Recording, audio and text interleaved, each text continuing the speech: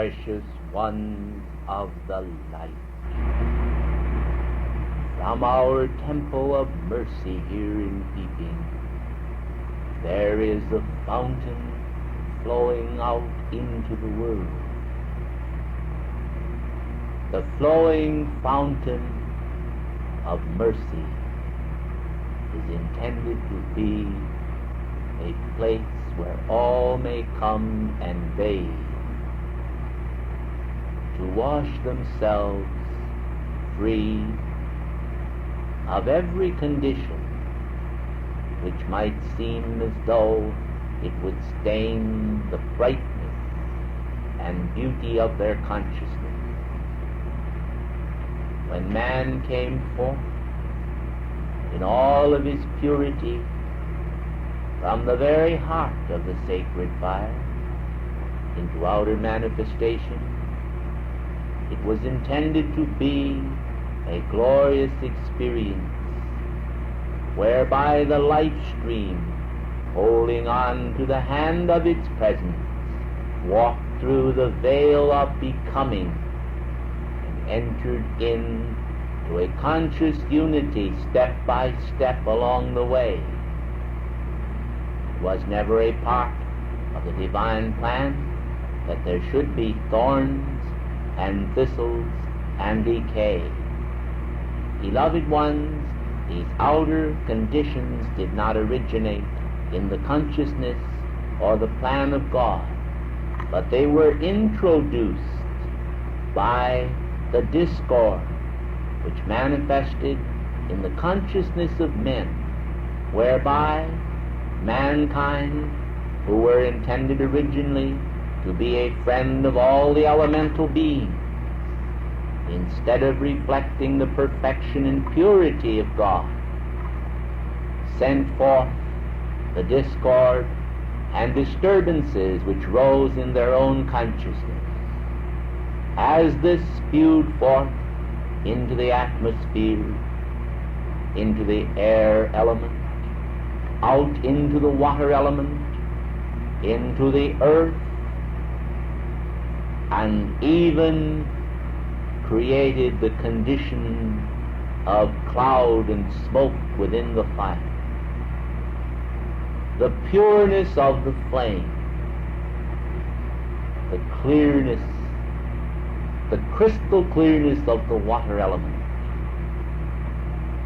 the fresh purity of the air saturated with pine and wildflowers,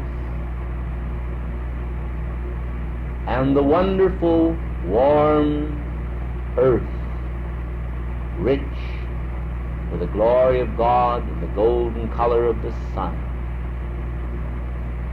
was changed.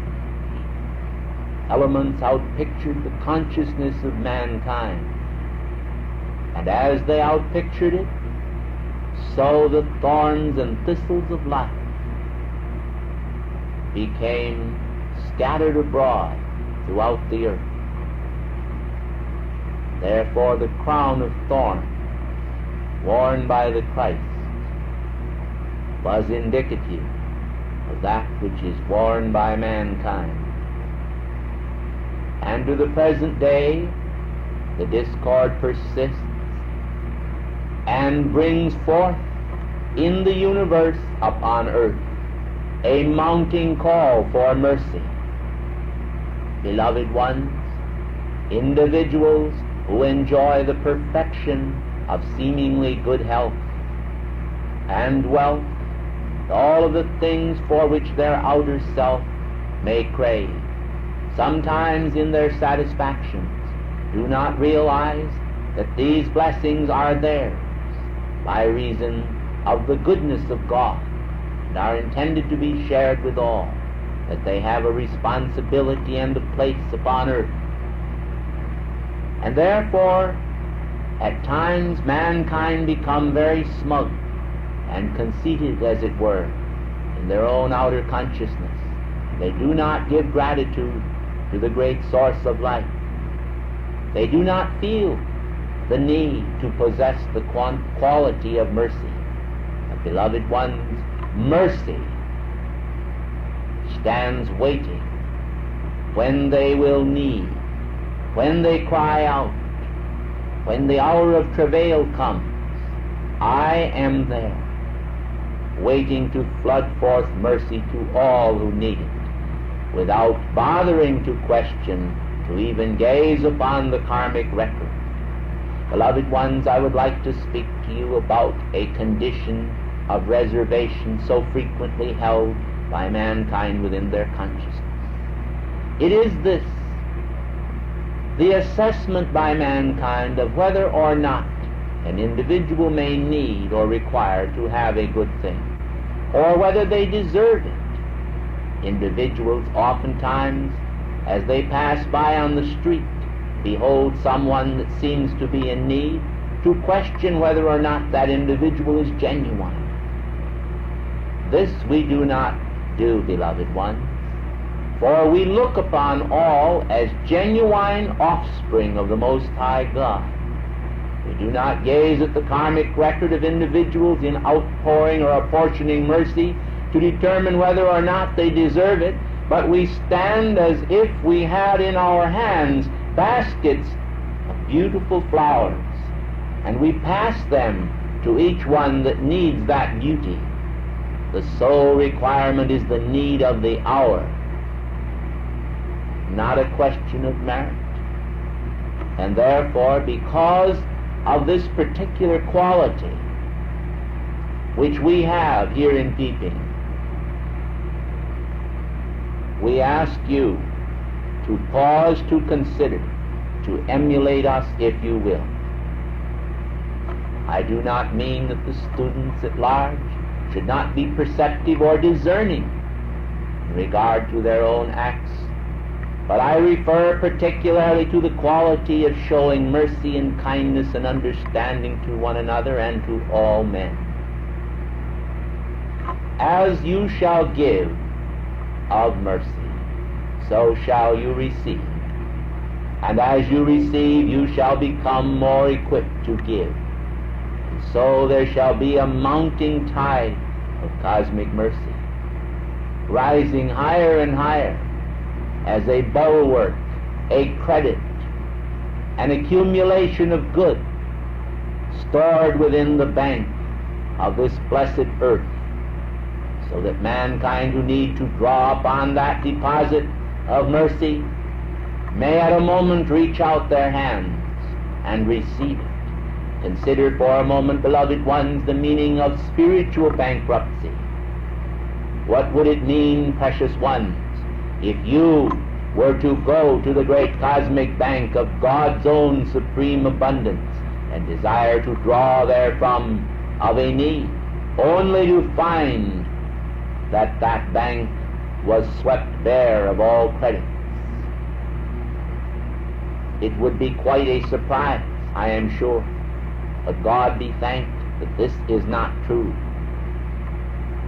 That because of the foresight of God, the brothers and sisters here in Peeping and others throughout the world, the violet flame of mercy and forgiveness is all over the world, awaiting mankind's recognition of it. Beloved ones, I would like to say something to you today about your spiritual devotion and the flame within your heart. As you sit here in meditation and in attunement with God, the flame rises and pulsates within your heart. You are musing upon the glory of the sacred fire. You are enjoying the communion with the love, the mercy, the peace, the joy of God. Let us now then bring a stranger into your midst, one not spiritually perceptive. These individuals are not able to see, and sometimes are not able to feel the radiation and communion which is taking place within the sacred place of your own heart. And to them, as they behold you contented, it seems as though you are in some way given over to a form of human foolishness. They do not understand. They do not feel the great attunement with the God flame. And they wonder what it is that keeps you faithful to the goal. Be not disturbed, beloved ones. This is a perfectly natural occurrence. You yourselves at one time, beloved ones, were in the place in life where you did not always understand all that was spiritually done for another. And therefore be not surprised or disturbed that others might not always understand you. And therefore, in the beat of great cosmic mercy, let the flame of your compassion leap out to all at the moment that they require it. That individuals who come seeking comfort to the meetings where the ascended masters are contacted may receive a flow of love from your heart and a smile from your face and understanding. I would like to say to the students that unfortunately, in many cases in spiritual organizations, individuals have looked with a certain hardness upon the incoming stranger.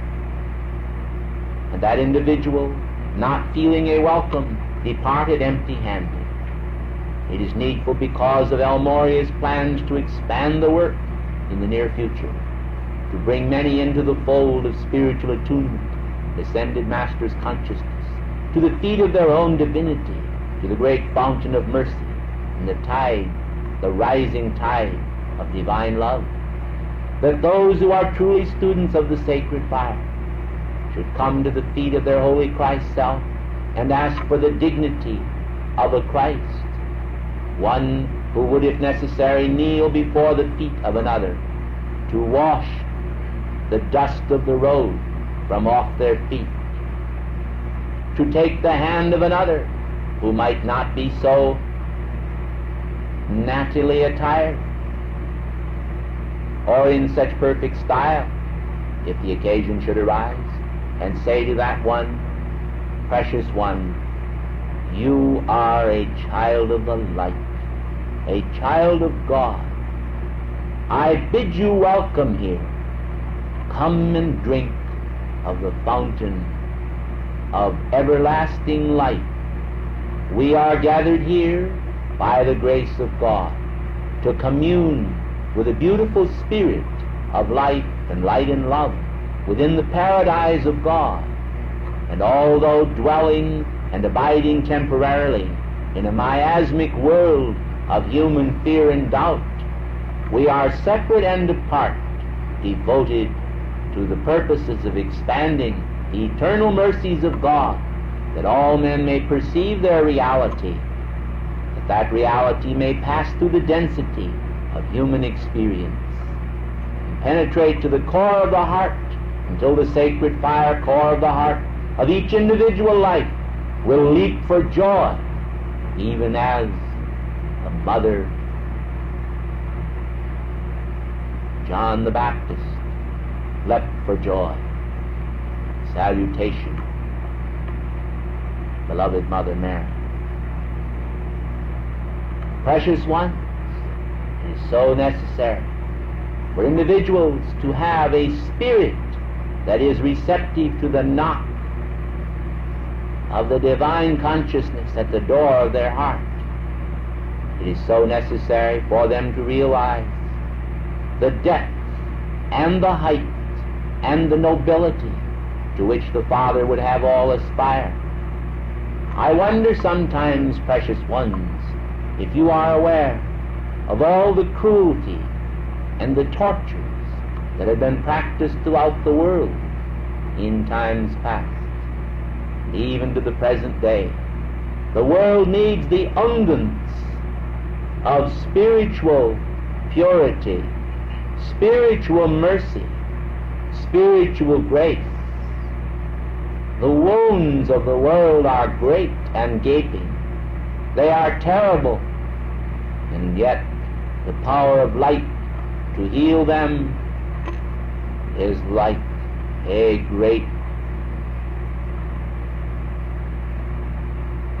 and magnificent scalpel held within the hand of God. glistening and shining with the radiance of heaven. By the power of the sword of light, it cuts mankind free and then transmutes all the substance there and heals without a scar. This is cosmic mercy in action. A cosmic mercy which is now within your heart. You do not have to wait for it, for it is already there. You have but to expand that flame, precious ones, and it will magnify God from the holy altar of your heart. I do not choose to discuss with you the instruments of mankind's torture of the past, but history is full of infamous episodes whereby mankind have practiced great and gross inhumanity to man. In this day of enlightenment, let the children of light and the followers of the ascended masters know that I, Kuan, Goddess of mercy, continue in the name of the Goddess of justice, my sister, to pour out both mercy and justice to mankind. For when she dispenses the quality of justice, it is justice with mercy. And when I dispense the quality of mercy, it is mercy with justice. God is perfect balance, and in His light there is no shadow of turning or swerving or diverting from the straightness of His purposes. The temple of God is builded, and its sides are square. It is firmly seated upon the foundation of eternal reality. From the Father's house and mind, there has moved forth into form and substance, perfection and truth and righteousness. Mankind, because they do not always apprehend that righteousness in balance, feel sometimes the need to execute judgment upon one another. Let them judge rather, as was written by the early fathers of the church, that they do not put a stone of stumbling in their brother's pathway. Let them judge rather how that they may walk so as to assist those with whom they are bound in evolution. For this evolution is not merely a material evolution. It is a spiritual evolution which brings to the soul of man the kiss of the Father's inheritance that exalts that man into all that is God. This is the supreme anointing of the mercy of life, which raises that which was made a little lower than the angels until it is crowned with more glory and honor. Beloved ones, in these moments of peril, when the destructive elements seek to divert mankind's attention and place it upon lesser objects, raise your eyes to that great divine light of cosmic mercy, and behold the mercy and justice of God as a ray piercing through the seeming gloom and shedding comfort into your hearts that overflows the chalice of those hearts and extends itself to all. Beloved ones, pause to consider how that throughout much of the world the youth of the world shall soon be returning to the classrooms in order that they may learn the lessons of this mundane world, that they may learn and come to know how to interpret the hieroglyphs of mankind, the writings and the numbers, the histories and the ideas of mortal individuals who have walked upon the dusty sands of this planet. Remember, precious ones, that there is little instruction given to the children in connection with spiritual matters, and there is a great dearth and a drought of spiritual matters which is given to these who are so young and tender, who need and require and thirst after spiritual knowledge. I ask you then, in the light of all that has been, in the light of the former activities, such as the Summit Lighthouse, in the light of all the discord that has been thrown at the leaders of those past activities, in the light of all the destruction that was leveled at the spiritual activities of the Great White Brotherhood when they came to manifest upon this planet, that you consider the great need for binding up every wound before it happens, and preparing to keep the flame of Almighty God burning on the altar of your heart and upon the heart of this organization, that the Brotherhood of Gethsemane, which beloved Jesus advised the people of in his address spoken some time ago in Canada, may become a reality, that the instruction that the world's children need and require may be given through this activity, that it may expand and make of every home and fireside a place where the mercy of God can be dispensed in those sacred formulas from the cosmic mother's heart, of which I am but a part. For all of the ladies of heaven together consider themselves as a part of the great world mother, the concept of the universal mother God that shall train every child of earth, and those on every planet where life is, in the right way, that they may express the fullness of the life that is within them, until all come to a place where there is a quieting of every disturbing element and a magnification of every golden moment by the Christ intellect in the fullness of its manifestation from the heart of the Christ love, by the power of God that brings the kingdom of heaven and the kingdom of God into a dual unified expression, whereby all life is and is one. This is the fullness of mercy fulfilled. I thank you and bid you good morning.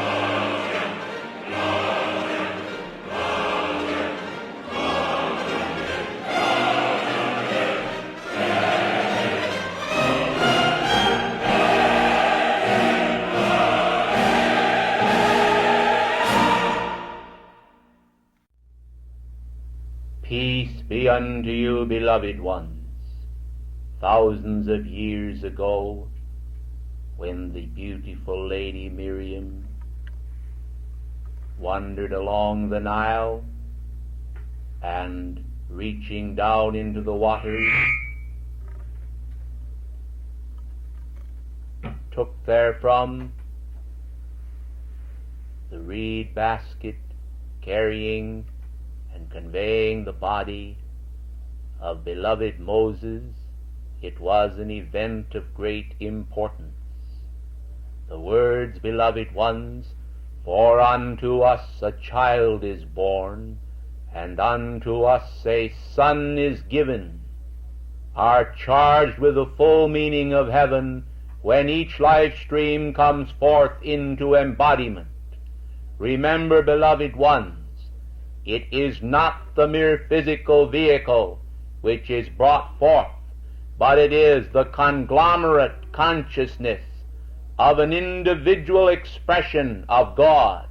And therefore, when each mother holds within her arms a tiny form, that tiny form, whether it is yourself or another, is charged with hope, the hope of the godparents of that individual. For I hope that all of you realize and are aware of the fact that you are not merely one of your bodies, but that you are yourself a flame of life and light and love, which is released from the heart of God, with the dual qualities of both the feminine and masculine expression attendant within that pulsing flame. In the consciousness of God, then, there is a feeling of hope at the birth of each child, for that child is hopefully brought forth, perhaps, beloved ones, to minister to one's soul, perhaps to minister to an age, perhaps to do as Moses did, to lead the children of Israel to the promised land, and then again perhaps to minister to raising one from the dead, or to performing a service to a family, or for some specific purpose in one episode of that individual life. Embodiments have been given, and embodiments have been taken away. For it has well been said that the Lord giveth, and the Lord taketh away. But it has also been said, blessed be the name of the Lord. And therefore I say, blessed be the name of life. Long ago in Egypt, when we sung a hymn unto God, it was a hymn unto Aton, the God of the sun. Mankind today and modern theologians, both in Christianity and elsewhere throughout the world, are unable to always understand this, and some of them have wrongly referred to us in that era as worshippers of the sun. Beloved ones, it has also been written in your day and age 2,000 years ago, and is still handled by mankind today, let there be light. The light brought forth mankind. In him was the light. And therefore, beloved ones, this light is the light of the sun. It is the light of life. It is the light of truth. And it is the light that shines in the darkness. And yet the darkness does not comprehend it. Beloved ones, the light of God, which does not fail, is present within every beating heart. How can anyone then in this room or elsewhere in the world legitimately deny the presence of life and therefore of God within their heart? And inasmuch he is the healing sun which is arisen with healing in his wings, he has the power signified in the symbol of the wings to exalt, to raise, to lift, to guide, to flood with intelligence, to flood with light, to flood with harmony and peace and every God quality. Unfortunately, beloved ones, the nations of the world, guided as they often are by an egomania of self-aggrandizement, whereby individuals themselves, desiring to possess, do not attempt to thwart others who attempt to possess by illegitimate means, and therefore there becomes entrenched in government a form of corruption in complete contradiction to ascended master integrity and God control. Because of selfishness, possessiveness, and greed, nations have gone to war with one another for centuries, manipulated by the powers of shadow. And when the wars were ended, I ask you, beloved ones, outside of those few wars that were fought in the name of freedom, how much advancement was brought about through these terrible conflicts which have wrought so much destruction upon this planet and created such terrible etheric records which mankind one day must transmute. An age of peace and enlightenment is always far more to be desired than an age of conflict. Even if individuals did succeed in bringing about some good event by means of war, I think that heaven itself would far rather see individuals achieve these ends even more slowly, if necessary, by peaceful means. And so, beloved ones, it is so necessary in protecting America and the free world today to realize that the forces of destruction, augmented by an ideology which is in complete contradiction to the Great White Brotherhood and its principles, has reared its ugly head in a nation which should be a nation of love and devotion, and has extended its tentacles across the land and the sea, even into beloved Cuba in this Western Hemisphere, and threatens to destroy the peace of the free world. Now, mankind, because you have a cause, will you unite now for a while and bolster the forces of freedom? Oh, beloved ones, this is a never-ending conflict. It is not something to which you should respond merely because there is a threat to your own personal well-being, but because freedom must be retained, it must be kept, it must be guarded, it must be cherished. The freedom to lift your hands toward the sun in the morning and to feel the pulsations of the life waves pouring down from the sun, tingling down through your fingers and charging your bodies with cosmic energy, is something to which every ascended Master Chela may rejoice in.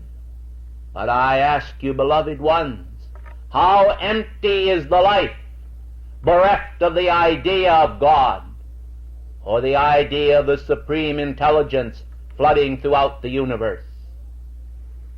Through recent events in the field of science, because of the orbiting satellites and individuals therein, mankind have become more aware of the ascended Master Consciousness. For the ascended Master Consciousness is able at all times, 24 hours a day at every moment, to be aware of every nation upon earth. Instantly, the spiritual light encircles the earth, and we are aware of a small boy flying a kite in England. We are aware of a Chinese boy flying a kite in China. We are aware of a scrub woman on her knees in Korea. We are aware of an Eskimo sitting upon the shores of the far frozen north and eating the meat of whales.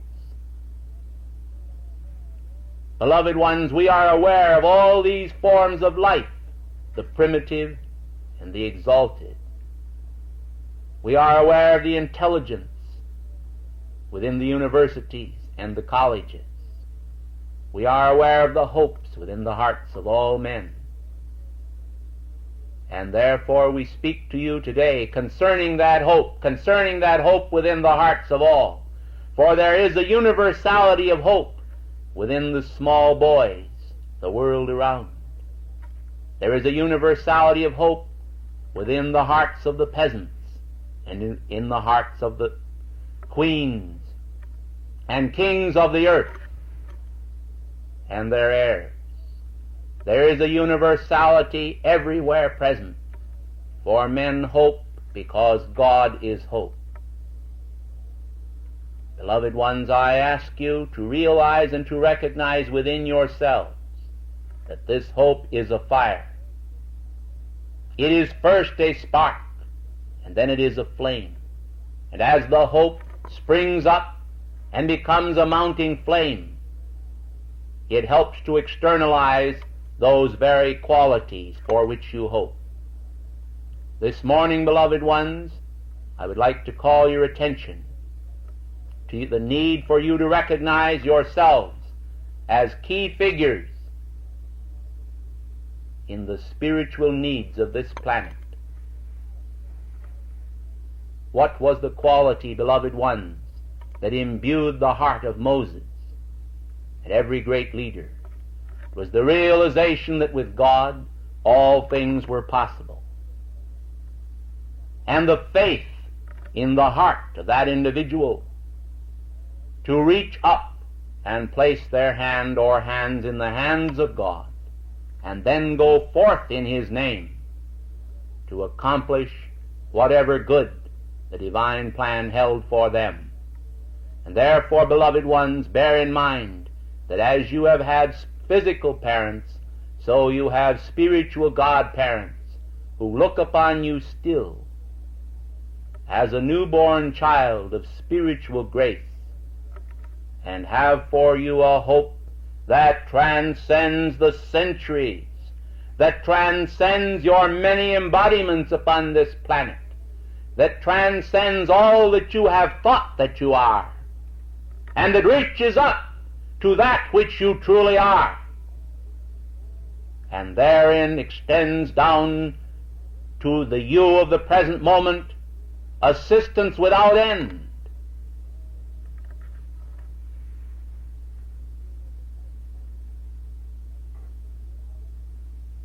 Beloved friends of light and life and love,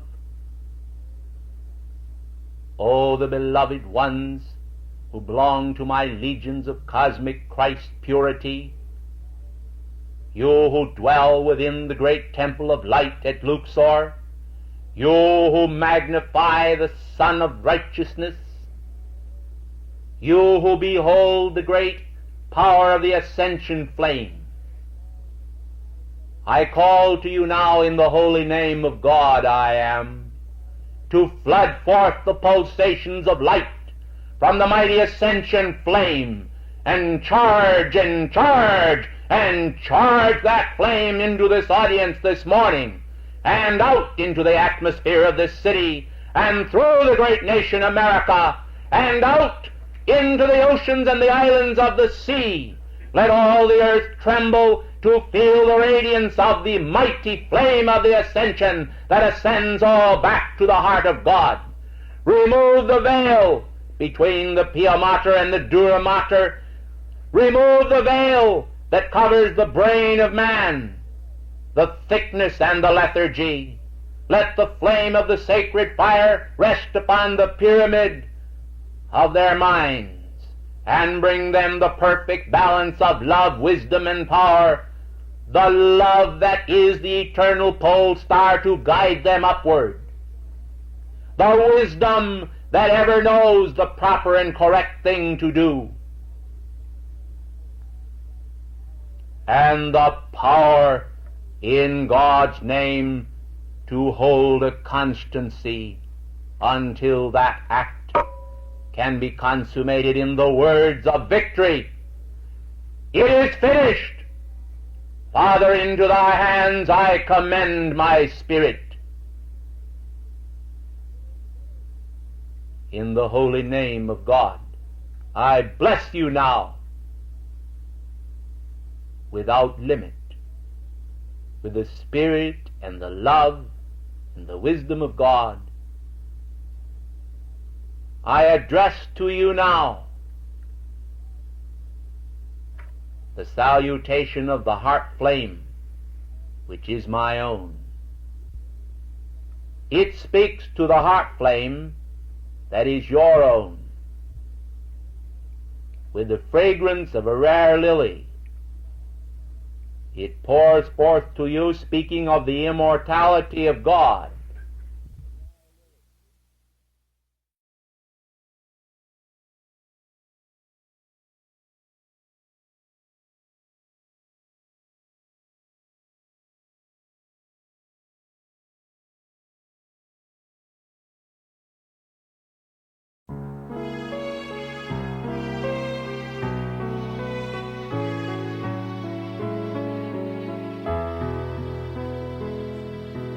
Our beloved Chananda, send we love and adoration. Son of light from heaven's height, with beauty, love, and power, as chief of the Indian council of the great white brotherhood, we call for a new birth to sweep the earth.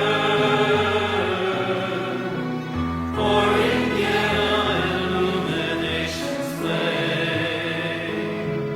Let East and West unite in holy aim, and brothers be with one accord. O lightning mind of Christ abhorred, my people bless with happiness. Thy standard raise the darkness now we lead, and strands of light and understanding we.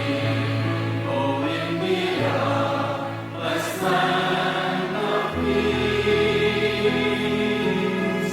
awaken and blazon, enlighten all.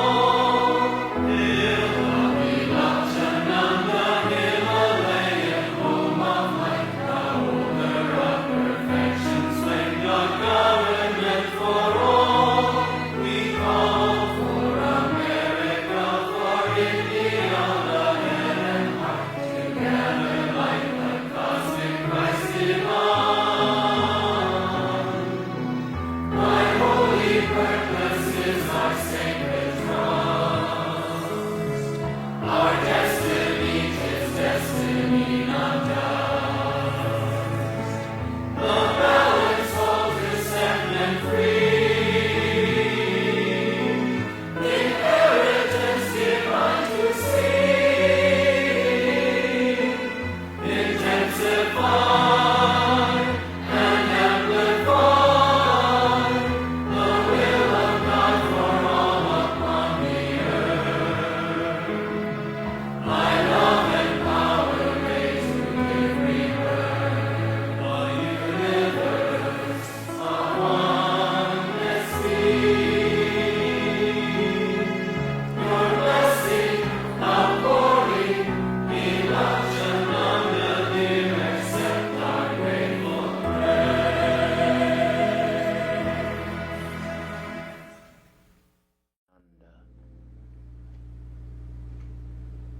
In the name of light, and by the Spirit of the great white brotherhood, I am come today to bring to all the earth, from our palace of light here in India, the salutations of the great white brotherhood, and that wave of divine love which, pulsating through the ethers, exalts the spirit of man to behold the face of God. Beloved ones, have you thought of the meaning of your face as the face of God?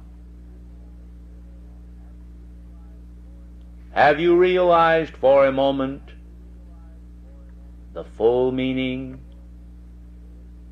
of the statement concerning Moses, whose face was covered with a veil because of the glory of God which shone upon his face. Consider then the glory of your holy Christ's self, and the glory which you, as students of the light, may desire to externalize and to manifest before the children of men. In this age of materialism, atheism, communism, and the forces of shadow which have taken hold of the imagination and mind of mankind and directed them falsely, it is ever so needful that the students of the light be made aware of their missions, individually and collectively, to stand forth for the brotherhood and hold the torch of their being high.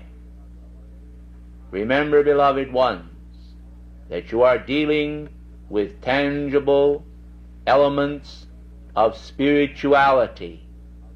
You are not dealing with invisible and intangible nothingness.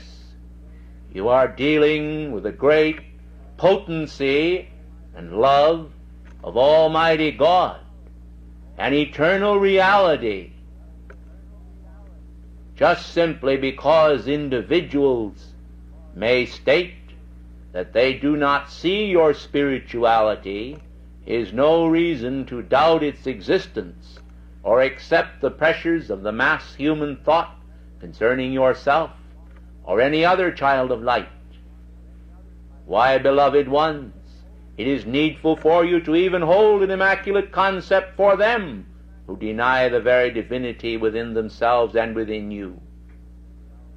Think then, if heaven expects you to hold an immaculate concept for those children of shadow, that you ought not to hold it for yourselves.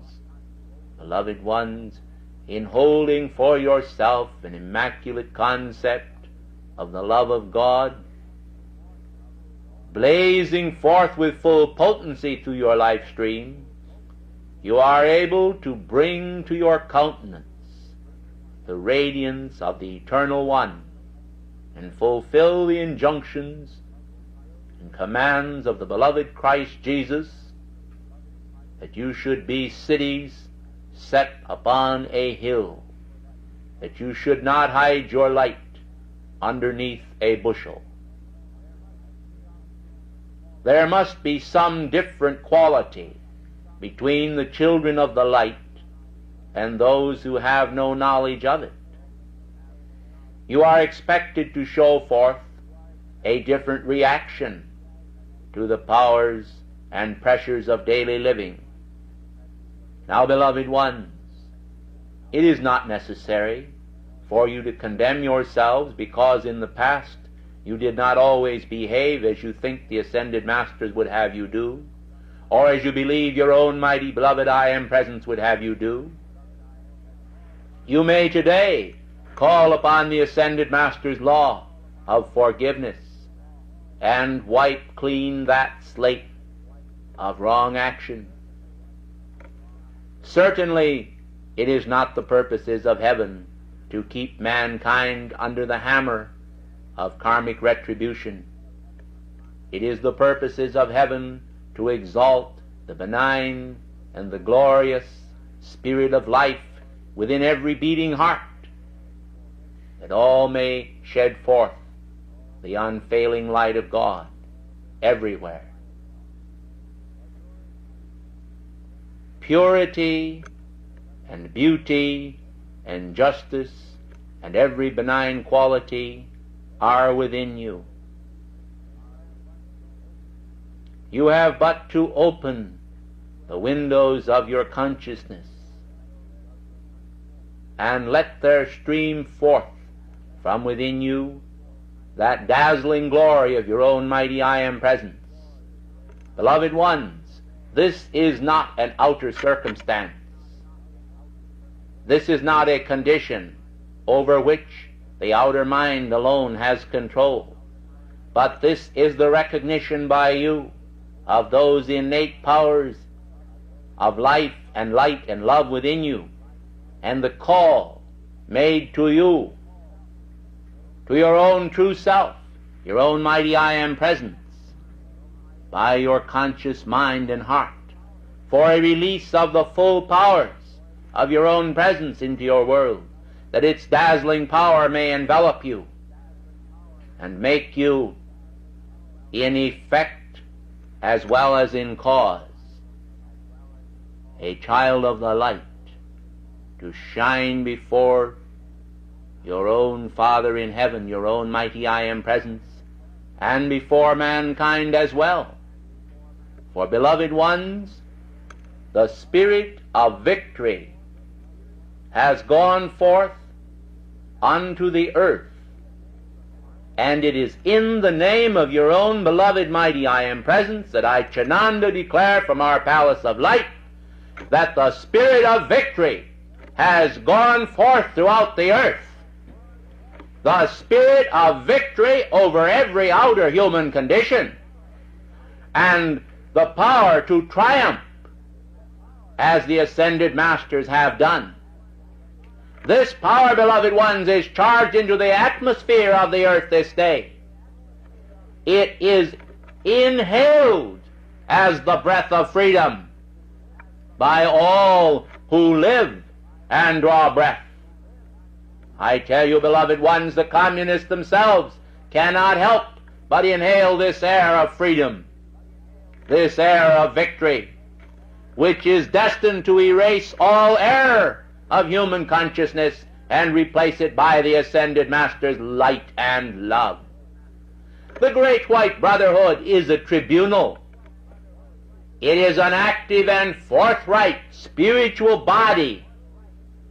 When you walk through the Supreme Court chambers of the United States, or into the halls of justice of any great nation, are you not impressed, ladies and gentlemen, with the architecture and the majesty and the respect commanded by those august bodies?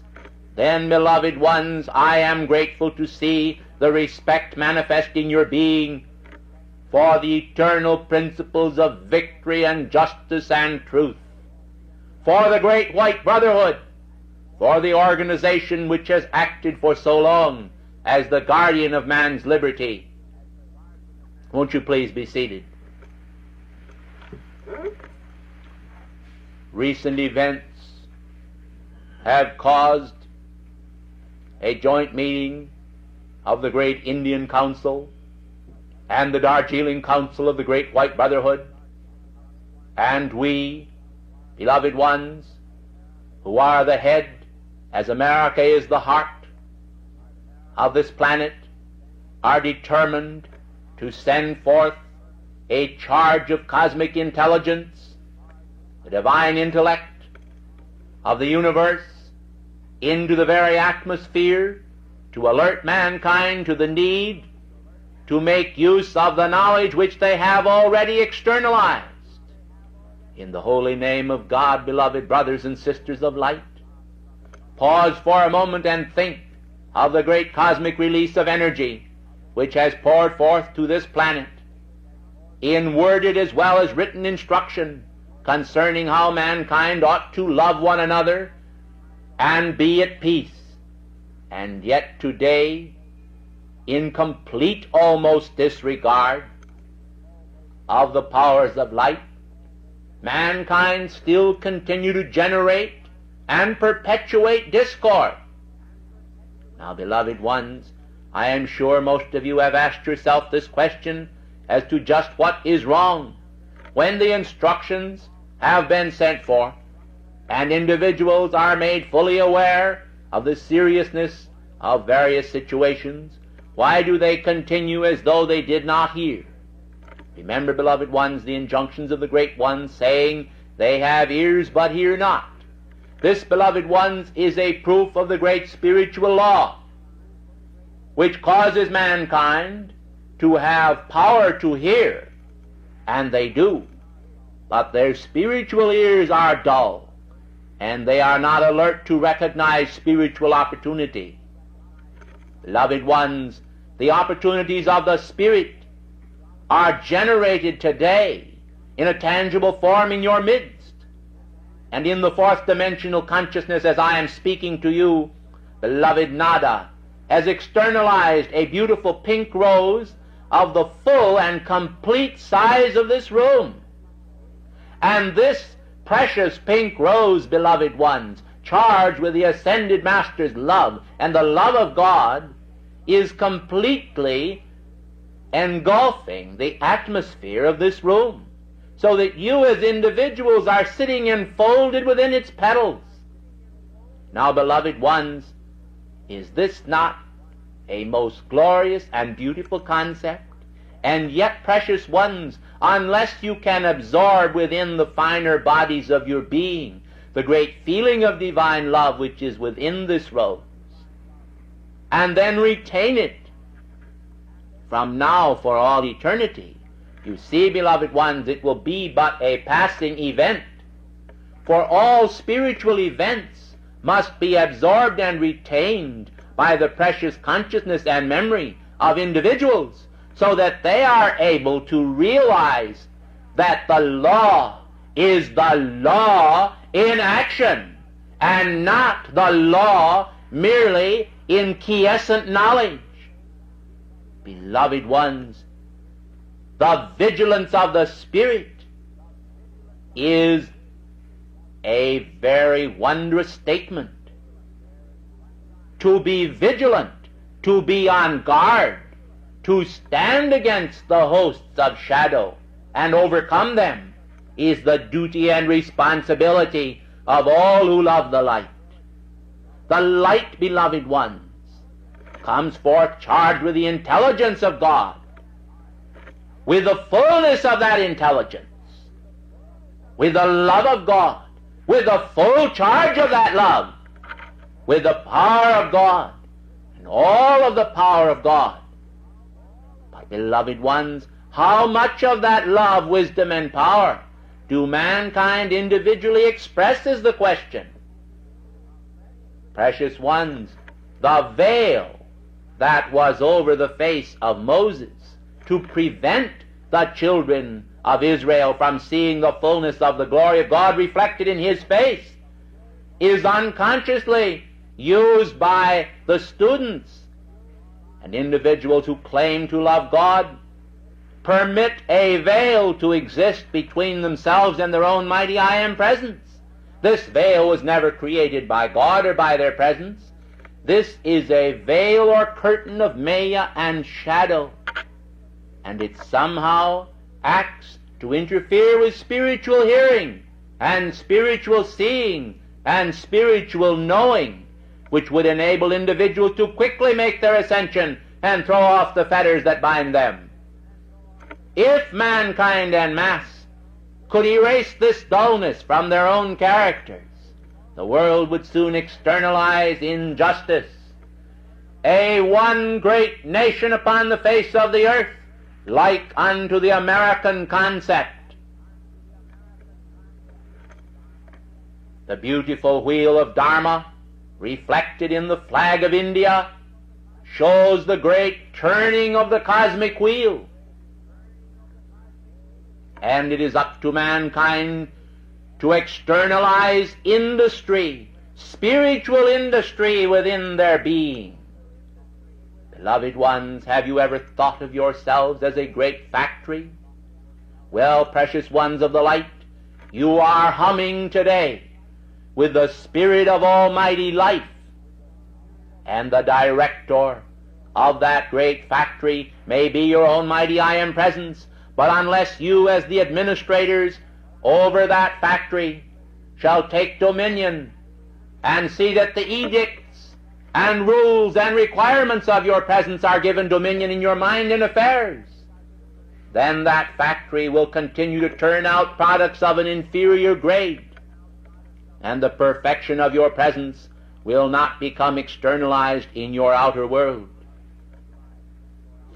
I am today as I address you, jointly addressing those august spiritual emissaries of light composing the Indian Council of the Great White Brotherhood, the Darjeeling Council. Beloved El Morya's Presidium is smiling and nodding as I say these words to you, for he is so well aware that we ourselves found it necessary to recognize this fact as almost paramount in order to utilize the great cosmic law which stood before us as a mere accretion, an accretion of words and concepts which we did not carry out into action until a certain place in our own embodiments where we came to realize with cosmic austerity the need to open our spiritual ears and open our spiritual hearts to understanding.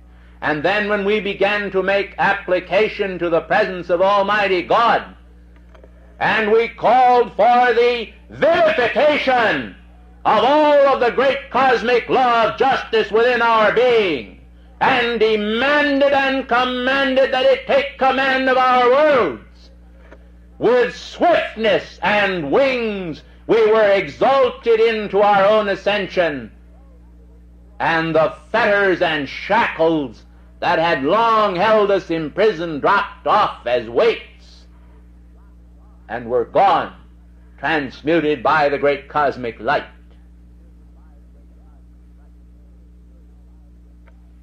May the earth shake itself free from all of its fetters, its discord, its generations of idolatry, and may the world arise with God purity to externalize in civilization, in culture, and in art, and in government that righteousness which shall make the earth the fullness of the Lord's. The mighty I Am presence from the great central sun. O beloved ones, as you review mentally for a moment the number of nations which have gone down in past history because of disillusion and decay, because of discord and egoism, because of selfishness and greed, because of false idolatry and worship of the Molochs of materialism, you will recognize that today is a day of crises, a time when mankind must gird up their beings and utilize to the fullness of their capabilities all that God has given to their hand, to their heart, and to their head.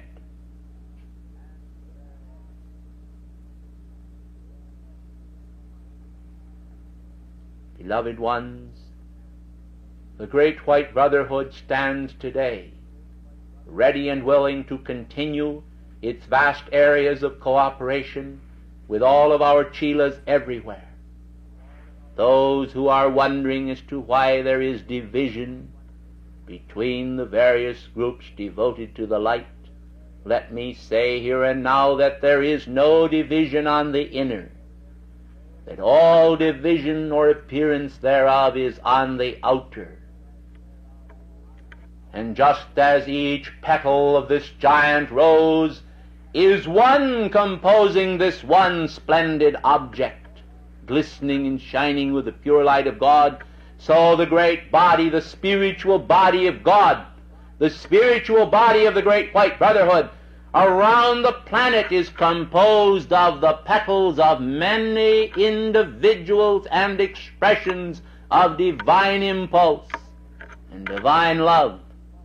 But the whole is one beauteous unit, infused with the perfume of cosmic unity. As you sang today to Micah, the beloved angel of unity, You reached his heart, and therefore, in communion with Micah and beloved Nada, this rose was created. It will be used tonight in a cosmic service that will be held within Mount Shasta. And this service will be devoted by the Great White Brotherhood to the purification of human consciousness. Mankind have the facilities to be able to externalize St. Germain's golden age. They have them now. The churches, the temples, the mosques, all of those places devoted to the worship of Almighty God are filled with individuals, some in a state of learning and wisdom, and some in a state of confusion, but almost to a man, to a woman, to a child, desiring to feel the feeble flickerings of hope within them expand and become a flame. Is it not meet then that we stir them, that we bless them, that we feed them? They are the sheep of Almighty God. They belong within his sheepfold and within his heart. In the name of the ascended Jesus Christ, in the name of every avatar that ever walked upon this planet, I say then, let us move forward in the light. There is much that remains to be done, and by the grace of God it shall be done. Will you help me? Will you continue as you have to dedicate yourselves for those purposes which by the grace of God shall not fail? I thank you, and I bless you in the name of God, by the sign of the heart, the head and the hand, and by the Spirit of the Great White Brotherhood. Peace be unto you. May peace abide with you, and may you bring peace to all you meet.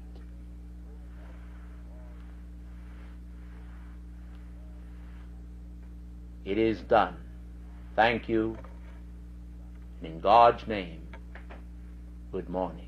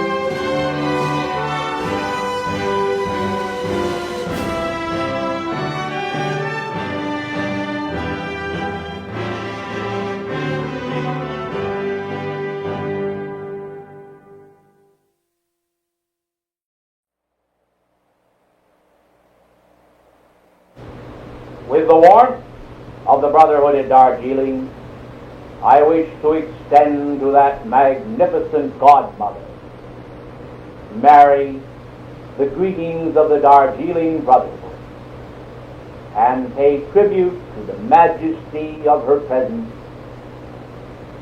the trailing garment of her glory, which has exalted countless millions and brought healing compassion to the hearts of the earth. It is therefore our wish that the holy women assembled here shall recognize in her the power of example and seek to emulate her It is a just act indeed when individuals determine within themselves that they will emulate a holy being, if that being hold a momentum and focus of such exquisite perfection as she does. Then I think it is a tribute also to those who desire to follow in her footsteps. And we therefore tonight, at this hour, bring to you from the Brotherhood at Darjeeling a number of sacred beings holding within their hands mantles of the cosmic mother. We desire to place these mantles upon the shoulders of those who would walk in her footsteps, and thus perform for you an incomparable service on behalf of the light. Remember, beloved ones, that this is a tangible gift.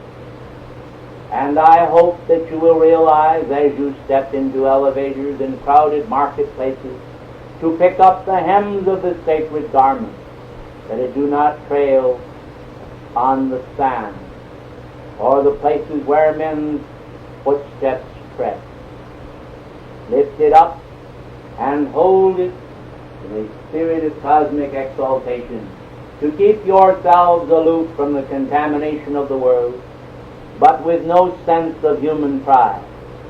Hold therefore the dignity of the cosmic mother as you move in the crowded streets and marts of men, that the commercial world, the world of form everywhere, may have the benefit of the multiplication of her radiance, that where now there is one, then there may be many like her. And I think the benefit to this earth shall be reflected in a greater maturity of its inhabitants. And we in Darjeeling, as we warm our beloved brothers here for the great open fire during the cold season of the year, will bid welcome to many of you to come and join us as we speak of God, the things of heaven, beauty of harmony, the loveliness of the sunset, the music of the pines, the glory of the stars, the peace of God, and the perfection of heaven.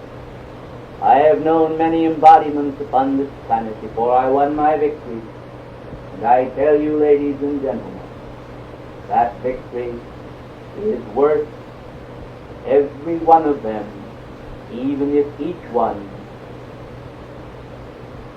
should prove to be one in which you would walk upon a crown of thorns with your bare feet.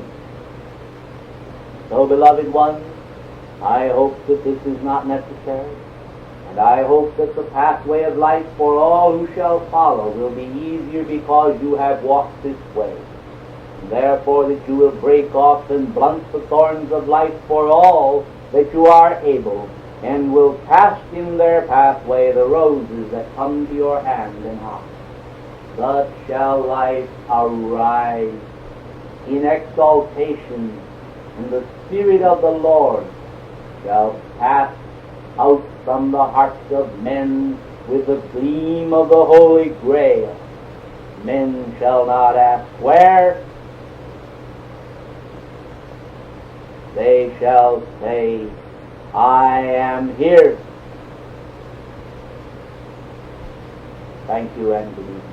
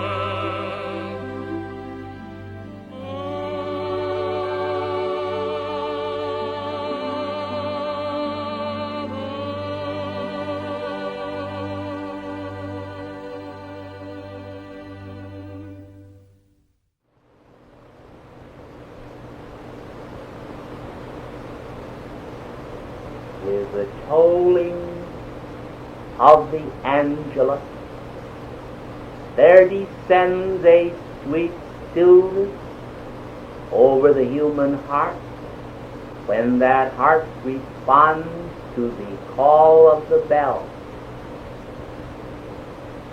And as the mighty I Am presence of each individual upon earth sends forth its peal, inviting the sons and daughters of heaven to come home, so the responsive ones from among mankind listen to the call of the tolling bell sounding out the eternal hour, and respond by an about-face where necessary, a renewal of faith and divine friendship when needed, and repentance where required. Whatsoever the need may be, the individual who desires to respond to the call of heaven must respond now, for the only guarantees given to anyone are the guarantees of the eternal moment when the call is heard and the child answers that call. The tiny child Samuel, answering the call of God, said, "Speak, Lord, for thy servant heareth." As my mother took my hand in hers and led me to the temple of God and said, "O my daughter, this is called the house of God. He is everywhere, and nowhere more powerfully felt than in the place where he is recognized." I was able to absorb a lesson from my mother's instruction, which stood me well, for I imparted that lesson to my son Jesus. He declares, "Foxes have holes, and the birds of the air have nests, but the Son of Man hath no place where to lay his head." For this concept of the omnipresence of God flooded his being, and he recognized that God is manifest everywhere and in all places, and he chose to recognize him everywhere. This night, as you are gathered together in honor of my ascension, I come to you to ring a bell of freedom in honor of your own. For there is no one today or tonight in mortal form for whom I do not hold an immaculate concept. And if therefore I hold an immaculate concept for all, then I ring a bell of freedom for each one. And I proclaim the majesty of the ascension for each one. The way may not seem easy, and it did not always seem so for us. Mankind through the years have chosen to cover our doings with a veil of glamour. But the realities that were present in our daily life, the vicissitudes which we faced, were not so glamorous in those early days. And we knew at times the pains and unrest and uncertainty of ordinary men, for we were caught in an aura of confusion which was present in that day as it is today. However, we kept our faith fixed on the eternal presence of God. And when it seemed that the clouds and shadows of despair would envelop us, we thought about that silver lining which is behind each cloud and shadow. We thought upon the eternal perfection of the light. Although my words may be simple, they are durable. For you will find the simple thought and idea of the light a durable concept with which you can live. You will find this concept a staff upon which you can lean.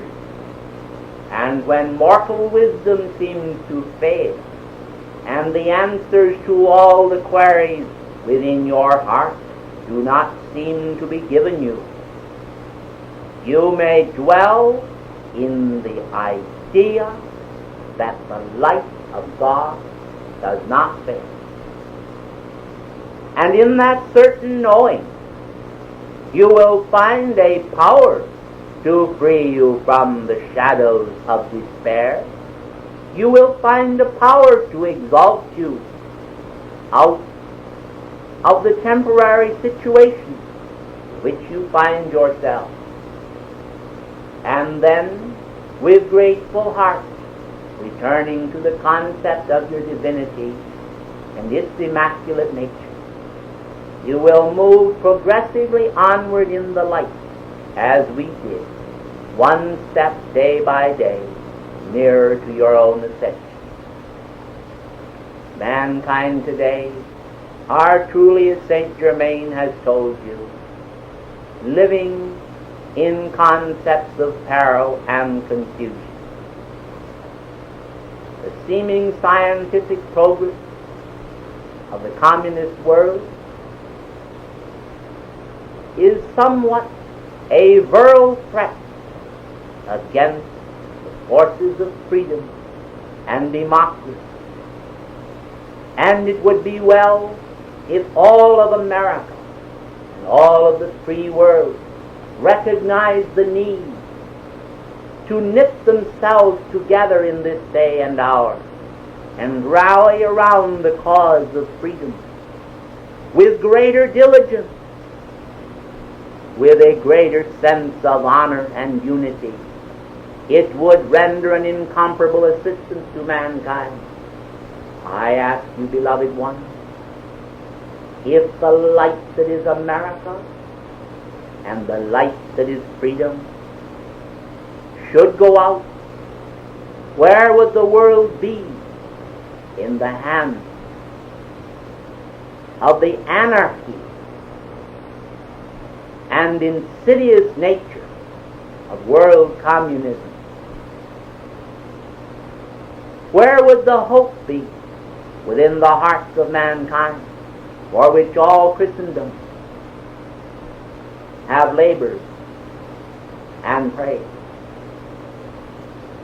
Then call, beloved ones, with a renewed endeavor, that the beautiful gift of freedom which Saint Germain and other masters have made possible under the hands of God for you to enjoy may be retained. For little by little inroads have been made into the very bulwarks of freedom which stand opposing the forces of shadow. And the forces of light must, if they will be successful, rally to a divine unity. Now then I speak for the ascension of all men, for the freedom of all men, for the freedom of every child yet unborn, that all may enjoy the blessings of liberty,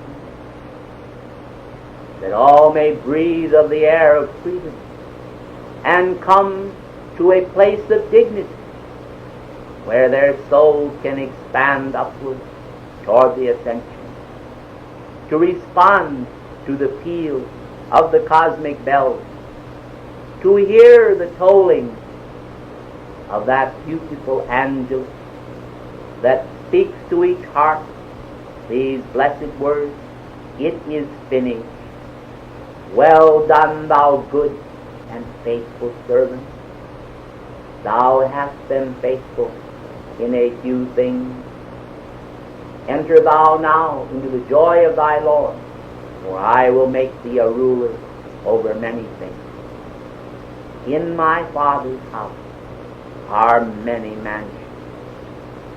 Therefore, in those beautiful planetary mansions of God, joys and wonders are prepared. Let not then the violence take these places by storm, while the heart of America sleeps. Let America awake and pursue diligently the things of spiritual glory. And as America pursues the glory of the Spirit, let it also pursue the necessary scientific advances of the age. I think it well if mankind would call to beloved Saint Germain and the Lady Master Lenora, that a greater relief of science and invention may be given, so that it will become less possible for the powers of shadow to attack the democracy and the places known as the citadels of freedom. South America, with all of its glorious terrain, stands as a fertile ground, a place where the beloved great divine director would erect a marvelous civilization such as the world has never known, a place in preparation of the incoming seventh race. Let then protection be given to the woman and to her seed, man-child of the Holy Christ. Let protection be given, and let a flood issue forth, a flood of mighty protection for all who serve the light, the world around, that the ascension in the light may become the goal of all, and that the forces of communism shall not invade that blessed place known as South America, but that the power of light and the powers of the heavens may be shaken, and the stars of the Divine One that sacred Father Supreme, may fall to the earth in that blessed land to cast illumination over all of its people and over its terrain, over its mountains and hills and valleys, settling as a mantle of peace upon all, and reinforcing the forces of freedom the world around. For only by freedom shall men understand how their hearts may become open to their presence, and the presence can pour down the glory that shall exalt them even as the rays of the sun passing through the atmosphere enter into the heart of a lily and assist that lily in breaking forth from bud into full bloom, extending its delicate petals to the light of the sun as a chalice cup flooded with the perfume of heaven. So then let the perfume of the sacred fire and the sacred flowers of heaven flood forth within your heart and consciousness, waft into the atmosphere of the earth, and be inhaled by all who breathe the air of freedom, that the glory of the ascension may become known, loved, revered, and adored, even as we do, in memory of that blessed hour when I rose and was assumed by this ritual into the heart of God. I call to you all now to dedicate yourselves anew to the purposes of a cosmic mother.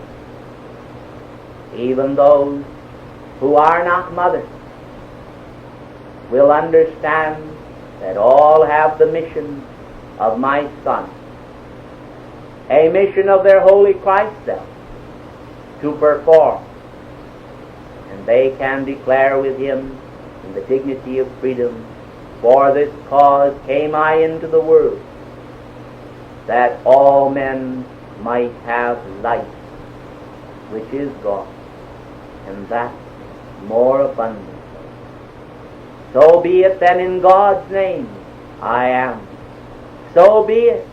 Let life manifest more abundantly for all.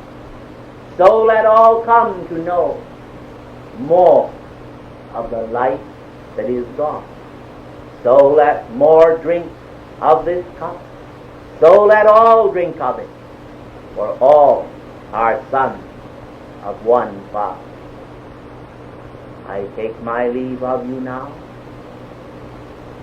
and as I go, I pray that those angelic beings which accompanied me as I was assumed into the heavens will bless you tonight, who have assembled in this place to honor my name.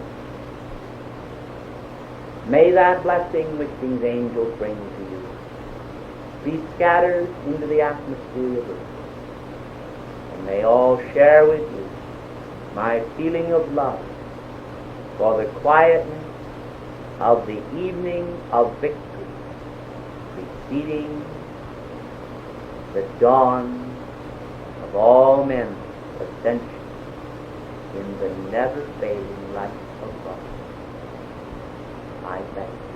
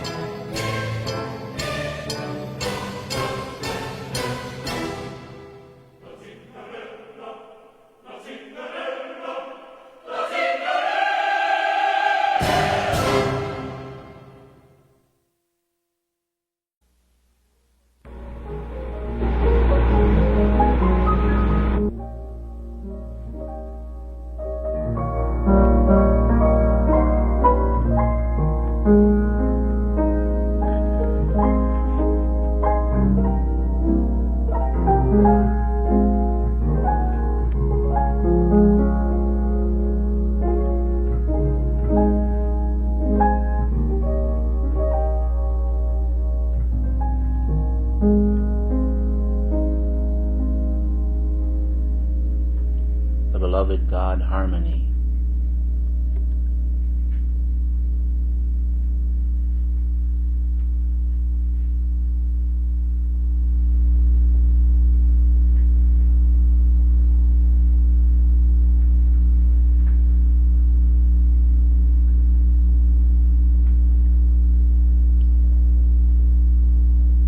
O thou all-pervading radiance of eternal harmony from the heart of God, flood thou forth and make the earth victorious. The mighty I Am presence of all life is the presence of victory. It is within the heart of the sacred fire, focused within each life stream, whether they are consciously aware of it or not. It manifests the harmony of the eternal spheres. When the individual life stream, the divine monad, becomes still, in answer to the exhortation, "Be still and know that I am God," then that life stream, by reason of its quietude, opens the door to the outpouring of that harmony that is already within the beating heart. Do you see, beloved ones, how that the supreme cosmic law is simple in manifestation, but by reason of the complexities which mankind have externalized upon this planet, they cease to recognize the sweet simplicity, the beauteous and wonderful presence of life, and become caught up in a net of delusion and a snare to trap their mind in vicious circles and cycles which can never win for them their freedom or their eternal harmony. The presence of God, the presence of the great ascended masters, is all given to all for the one purpose, that all might win the laurel wreath of victory and have bestowed upon them the crown of life eternal. Because individuals do not acknowledge the presence of perfection is no reason for individuals to deny it. Because, beloved one, you will find upon this planet that there are many types of minds.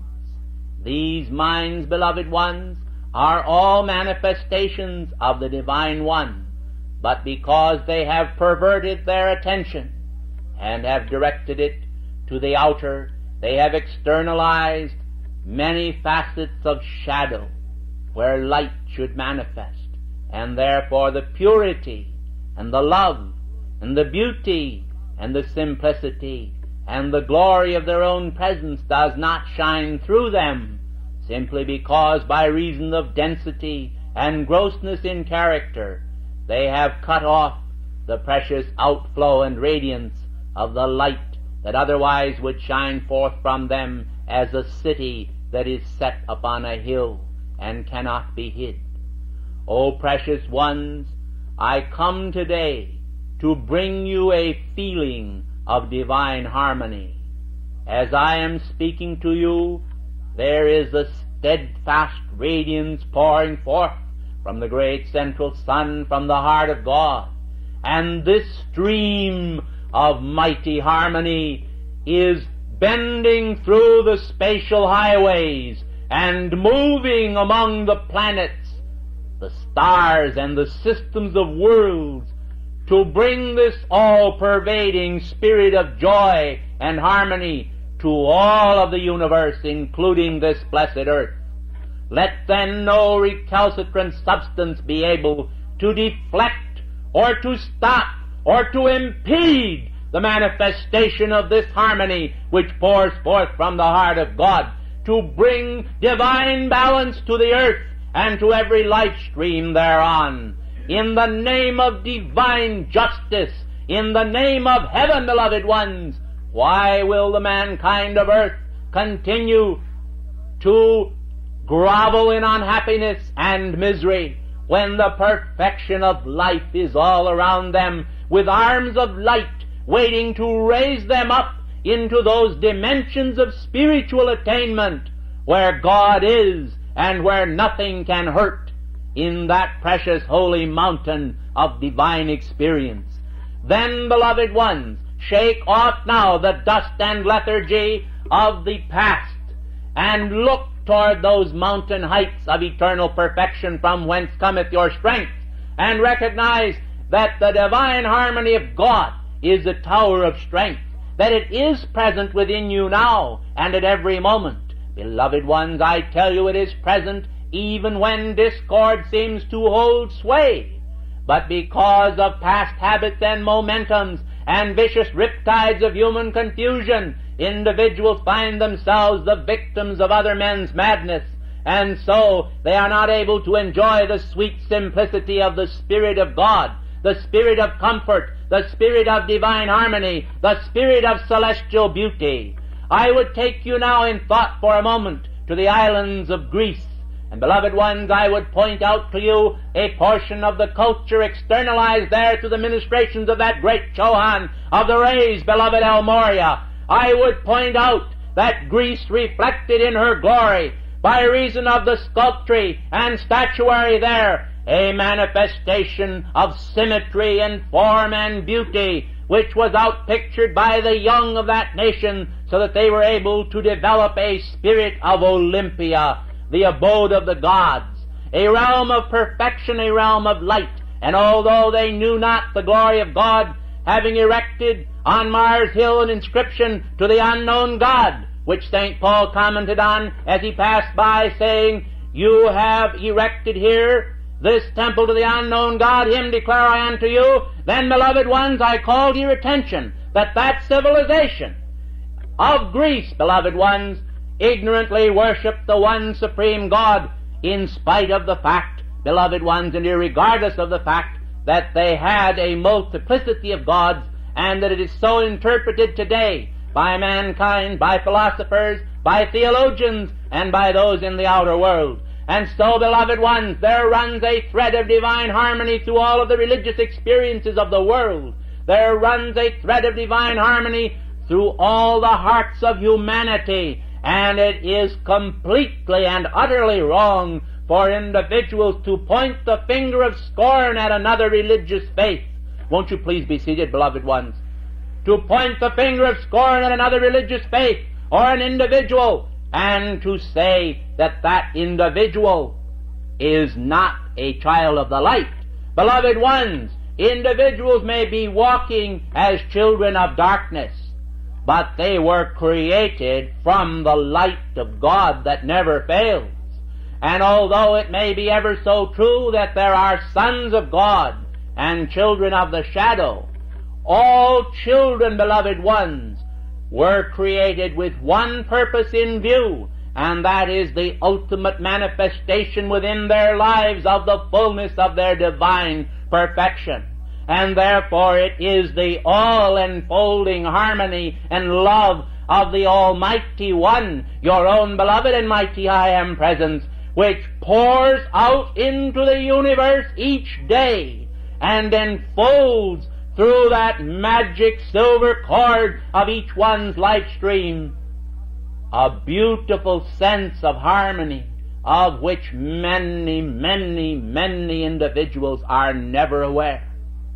But, precious ones of the light, you are aware of it, and you can express for them gratitude for that which they have.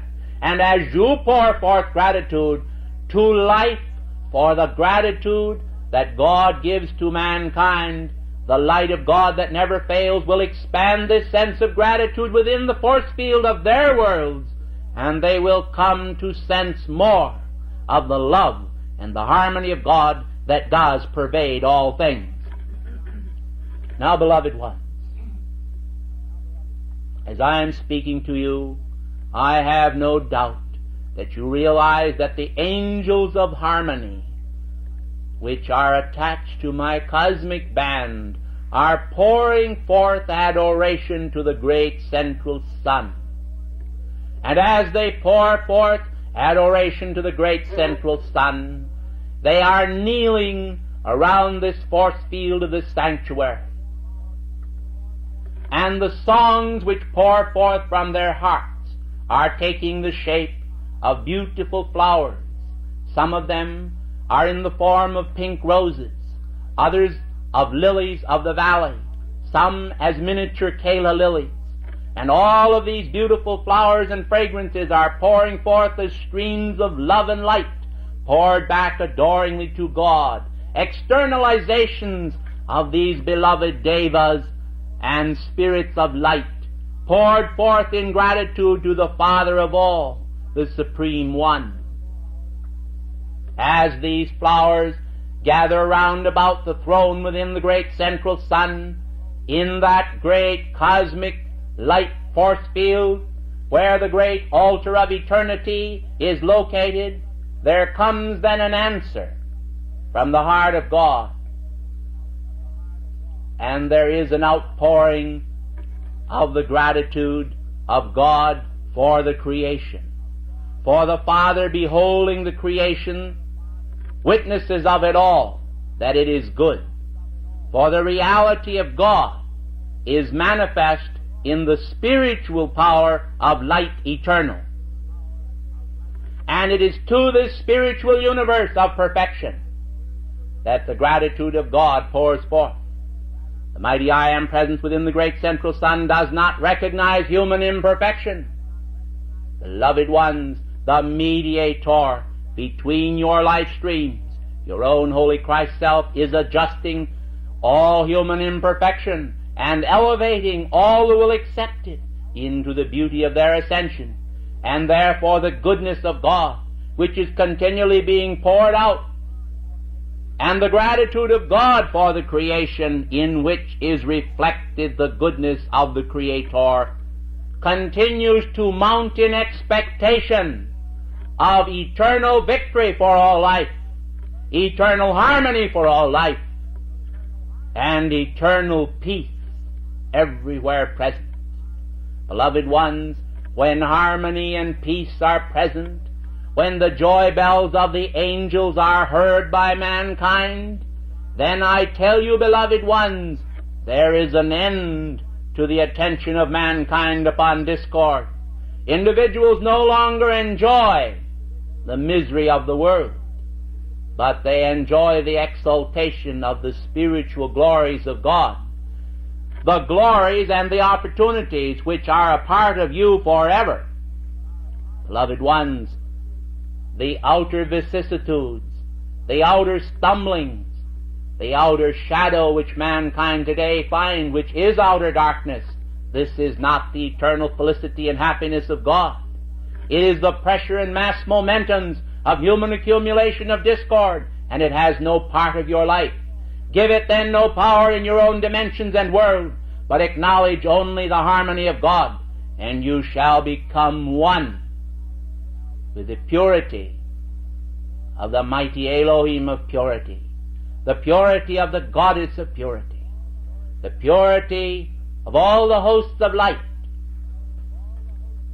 And you shall receive the benediction of my life and my cosmic light, for I am known as the cosmic being, harmony. Let all men recognize that harmony is the balance of life's energy within them. Let them recognize that that which flows into them and that which flows out must be in perfect balance. As they receive, so they ought to give. And beloved ones, as they give, so shall they receive. And beloved ones, just as you would not wish to dam up within yourself all of the inflowing light, so that it would spill over in trickles over your life stream and be wasted upon the ground, so then direct it, so that it may find directance by your holy Christ self to flow out in love and adoration to your presence, to your fellow men, and to the heart of creation. Then perfect balance will come into your life, for you will be giving out as you have received of God. Beloved ones, keep that hand extended to the heart of your presence to receive, for you need to receive therefrom if you would have to give. And God is able to supply all of your needs, each one, and to render you your just due, the perfection of your own mighty I Am presence. And now, beloved ones, as the song comes to an end, poured out from the heart of these Davids, I hope that you will realize that you have been bathed this morning in an outpouring of celestial harmony from the heart of God, from the heart of creation, and from the heart of the ascended Master. Recognize then and give no power to any other outer condition, for there is no other condition other than the power of God that is worth recognizing. And only as you recognize it as the supreme acting power within your lives and force field can you fully understand and have the power to walk in its victory and love. This love from the secret love star of God is pouring out now through this force field, and it will mount and rise higher and higher for the benefit of all who have come together in this place this morning, and for the benefit of all life and all who love life. In the name of the celestial harmony of God, I take my leave of you now, but I ask that the benedictory radiance of your own God presence shall abide within your consciousness, waking and sleeping, making you more aware day by day of the celestial harmony of the ascended Jesus Christ and every ascended Master, until you no longer dwell in the shadow, but see the mighty light of God that does not fail, and hold hands with your own presence. I thank you and bid you good afternoon.